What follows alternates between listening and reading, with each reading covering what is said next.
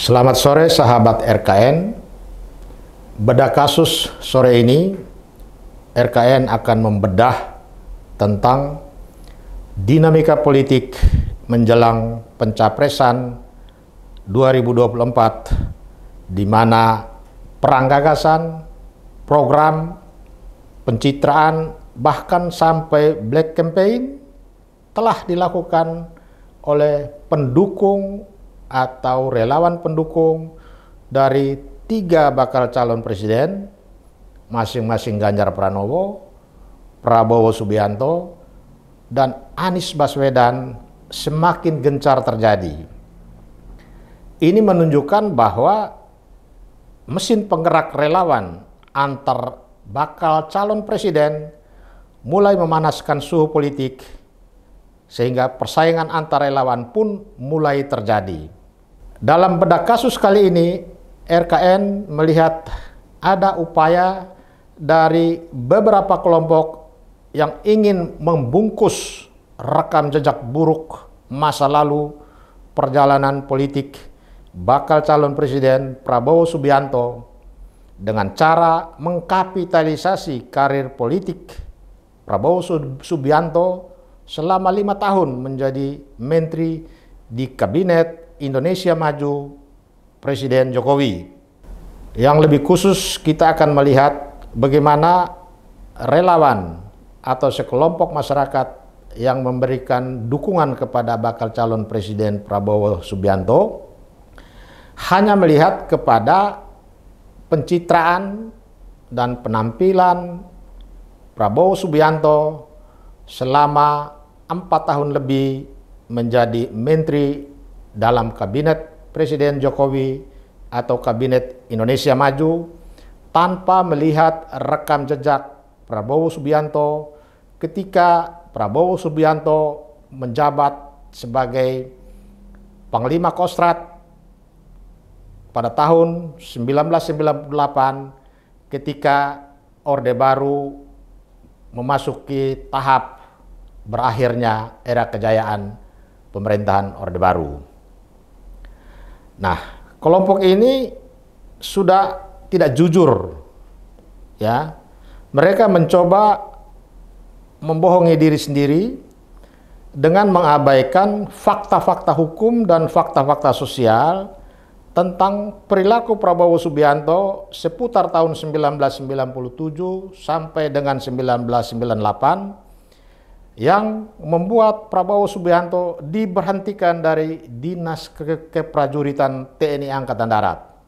Bahwa Prabowo Subianto pada tahun 1998 berdasarkan hasil pemeriksaan Dewan Kehormatan Perwira dan berdasarkan hasil penyelidikan tim gabungan pencari fakta yang dibentuk pada waktu yang hampir bersamaan, yaitu pada tanggal 23 Juli dan 24 Juli ketika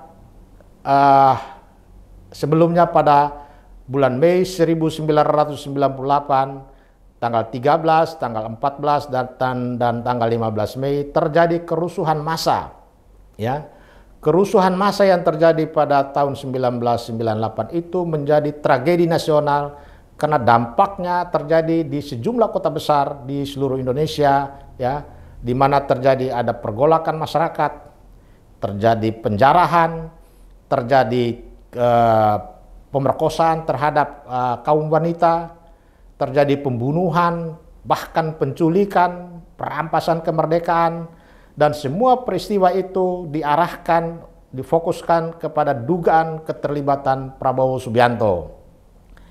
Dari hasil pemeriksaan Dewan Kehormatan Perwira, Prabowo dinyatakan terbukti melakukan pelanggaran hukum, pelanggaran etika, pelanggaran terhadap Sumpah Prajurit, pelanggaran terhadap Sabta Marga, dan juga perbuatan melanggar hukum lainnya yang sangat merugikan TNI Angkatan Darat, bangsa, dan negara. Dari kesimpulan yang dihasilkan dari hasil pemeriksaan Dewan Kehormatan Perwira dan tim gabungan pencari fakta, maka kita berkesimpulan bahwa dari berbagai pelanggaran yang terjadi, Prabowo Subianto tidak memenuhi syarat Undang-Undang Pemilu untuk menjadi calon presiden pada tahun 2024. Mengapa Prabowo dikatakan tidak memenuhi syarat Undang-Undang Pemilu untuk menjadi calon presiden?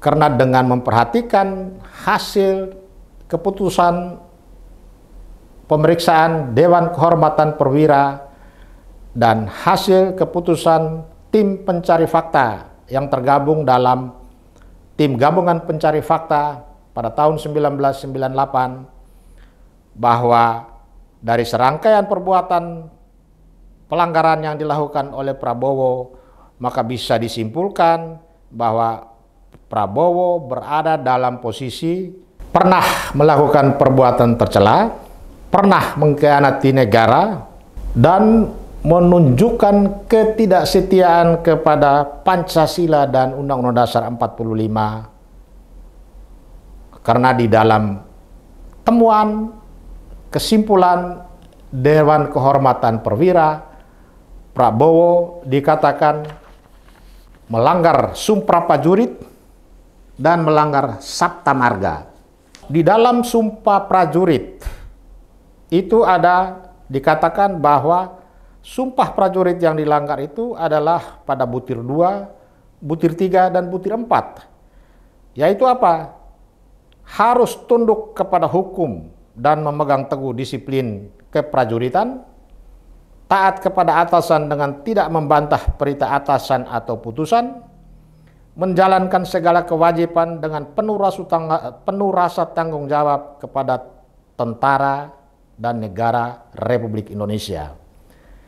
Dari 3 poin Sumpah Prajurit yang dinyatakan dilanggar, maka disinilah disimpulkan bahwa Prabowo telah melakukan sejumlah pelanggaran yang kalau diukur dengan syarat pencapresan menurut Undang-Undang Pemilu, Pak Prabowo sama sekali tidak memenuhi syarat.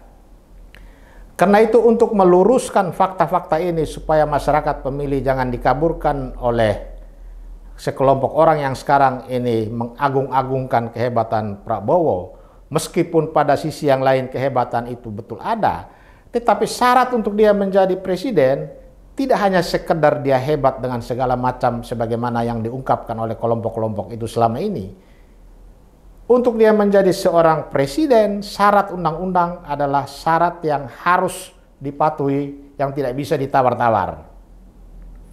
Karena itu, segala hal tentang berbagai persyaratan yang di dalam diri Prabowo tidak terpenuhi harus disampaikan kepada KPU, kepada pihak kepolisian.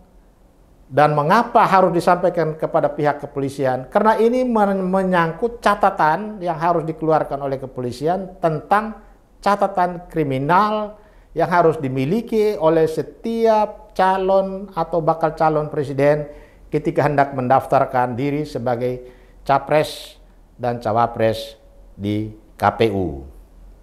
Karena selama ini memang Prabowo sudah 2 atau 3 kali mengikuti Pilpres, baik sebagai calon wakil presiden maupun calon presiden, dengan salah satu syarat, yaitu dinyatakan sebagai seorang calon yang sejak lahir sampai sekarang tidak pernah punya catatan kriminal.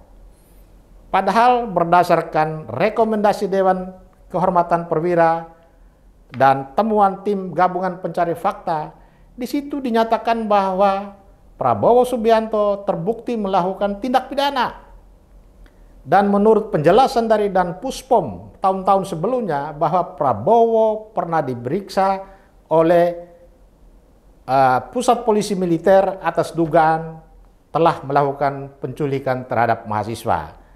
Dengan kasus penculikan terhadap mahasiswa, berarti Prabowo punya catatan kriminal yang ada di Puspom TNI. Karena itu, Bareskrim atau Baintelka Mabes Polri ketika besok nanti Prabowo Subianto meminta catatan kepolisian tentang apakah ada catatan kriminal atau tidak, maka Baintelkam punya kewajiban untuk meminta informasi dari Puspom TNI agar dengan demikian Prabowo harus punya catatan tentang itu secara jujur.